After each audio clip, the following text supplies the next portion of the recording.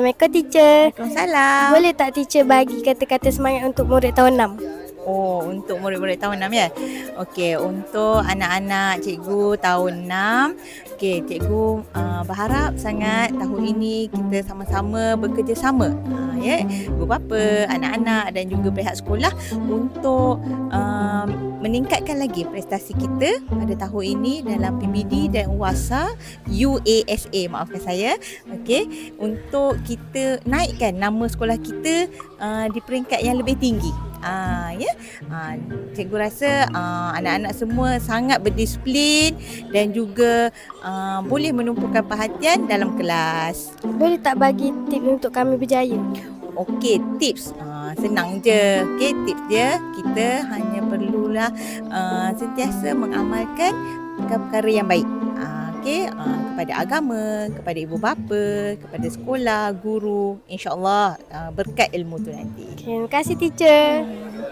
Assalamualaikum Ustaz. Waalaikumsalam. Kata Ihsan. Boleh Ustaz bagi kata-kata semangat untuk murid tahun 6? Kata-kata semangat untuk murid tahun 6? Ya. Boleh, insya-Allah.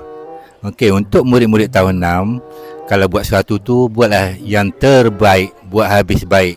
InsyaAllah kamu akan berjaya dalam setiap perkara yang kamu buat. Buat yang terbaik, sehabis baik. Ustaz boleh tak bagi tip untuk kami berjaya?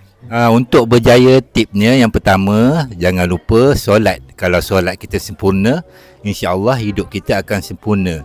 Jangan lupa hormati ibu bapa, guru-guru dan rakan-rakan.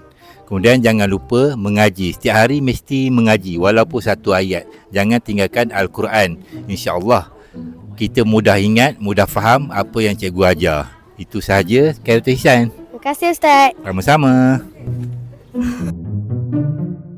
Kalau untuk tahun 6 ni, untuk program Khatam ni lah, InsyaAllah kita cuba usahakan walaupun target yang diberi 25 orang per 38, daripada data yang kita ada, seorang je budak Iqra 6, kita target kalau boleh 38 khatam. InsyaAllah. Moga Allah mudahkan dan dipermudahkan dengan bantuan semua. Terima kasih.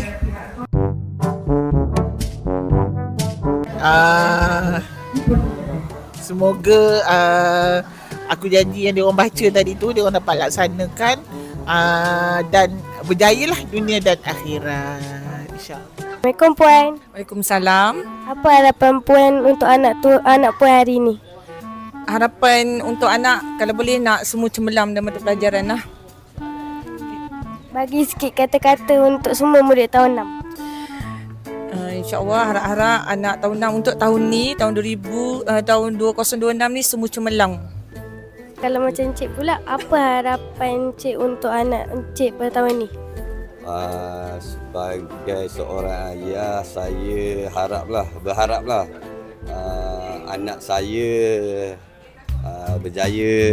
berjaya dalam semua mata pelajaran, dan kepada semua murid tahun 6 2026 luluslah. Itulah saya. Okay, bagi sikit kata-kata semangat untuk semua murid tahun 6. Kata-kata semangat, terus maju jaya. Terima kasih. Assalamualaikum Danisha. Salam. Apa janji Danisha untuk ibu bapa pada hari ini? Janji saya akan belajar bersungguh-sungguh untuk mendapat kejayaan yang cemerlang. Sebut satu nama cikgu yang paling sporting. Cikgu yang paling sporting bagi saya, Cikgu Alina. Okey, terima kasih.